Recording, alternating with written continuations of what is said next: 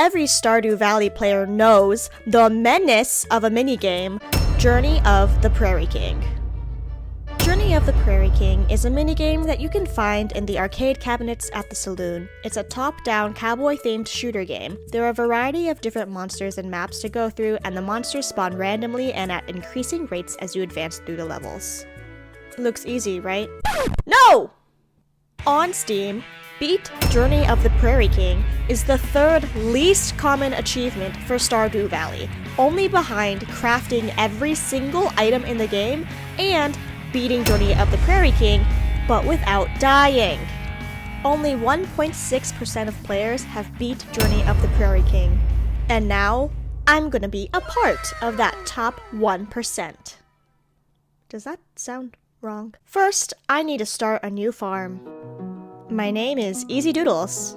I named my farm the Doodles Farm. Oh wait, actually while editing I came up with a better name. The Content Farm. Okay, just pretend I put the Content Farm there. And my favorite thing is Pokemon. Hold on! Actually, it's my subscribers. Please subscribe. With that out of the way, I'm whisked away to the bedside of my grandpa. Did I say bedside? I mean ping pong table. He gives me an envelope and tells me not to open it until I feel crushed by the burden of modern life and feel my bright spirit fading. Well, I guess I'm there. Grandpa's last gift to me is a farm with a ton of tillable land underneath all this debris. I can plant crops, find shiny shit in the ground, meet the townsfolk, and... Nope. Wait. Is it noon already? That means the saloon is open and it's time to play video games. Journey of the Prairie King. Now, I've played Journey of the Prairie King before, but that was on the Switch. The keyboard controls are completely different. You have two different directional inputs, one for where you're going and one for where you're shooting. I spawn into World 1-1, an open playing field for me and the enemies. The most common enemy in World 1 are these zombies. They only take one hit and they move pretty slow. When you kill enemies, there's a chance that they drop something. They could drop an extra life, a power-up which buffs your stats for a brief period of time, or money, which can be used every other level to buy permanent buffs to your speed, bullet strength, and shoot speed. I beat both Worlds 1-1 and 1-2 without dying. After World 1-2, there's a store where I can purchase stronger bullets. On World 1-3, I get my favorite temporary power-up, the wheel. The wheel shoots bullets out in all 8 directions at the current speed of your gun, essentially making a barrier around you that enemies struggle to penetrate. That upgrade helps me cleanly beat World 1-3 with no deaths as well, and I move on to World 1-4. Heck, this is going so well, I might as well make it a deathless... Oh! That kills me! I was just walking! Maybe I just tripped over my own foot and face planted onto a spike and killed myself! Luckily I had all those extra lives because I'm able to pull myself together and defeat all the enemies in World 1-4.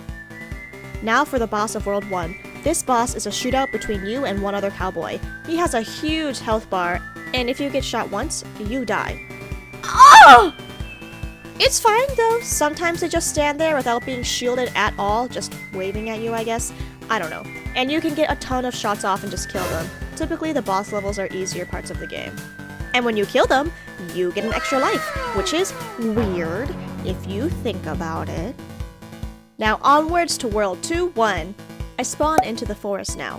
The reason why I got the bullet upgrade from the store in World 1-2 and not the shoot speed or movement speed upgrade is because of this level.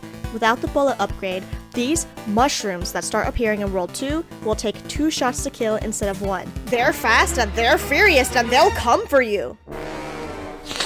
Okay. So I always make sure to have the bullet upgrade if nothing else. World 2-2 is still a clearing in the woods, but with a few more obstacles. You can shoot over these shrubs, but monsters can't get to you. But you cannot shoot over these stumps, which block both you and the monsters from moving. It's easy to get stuck in this level, so I try to stay where it's open in the center or top right corner where I can easily hide behind the shrubs. Onwards to World 2-3. This one is hard because it's really easy to get stuck crossing the bridges. That's why I like to stay in the top row so the monsters have to cross the bridges to get to me, but I can just focus on one place. With that strategy, this level isn't that bad. Now for the second boss battle and shootout of the game. The rules are still the same as the first, but this boss moves a little faster. Still, he kind of has the tendency to just stand there, letting you shoot him to death. So take me to the final world! World 3 has the toughest monsters and the highest spawn rates.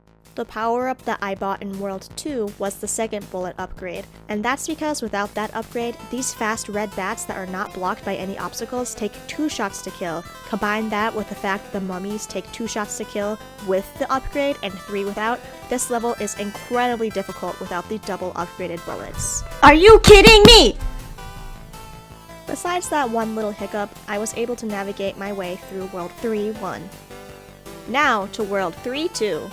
Now World 3-2 is very similar to World 3-1, except you have tombstones in the middle instead of clusters near the corner. Shit!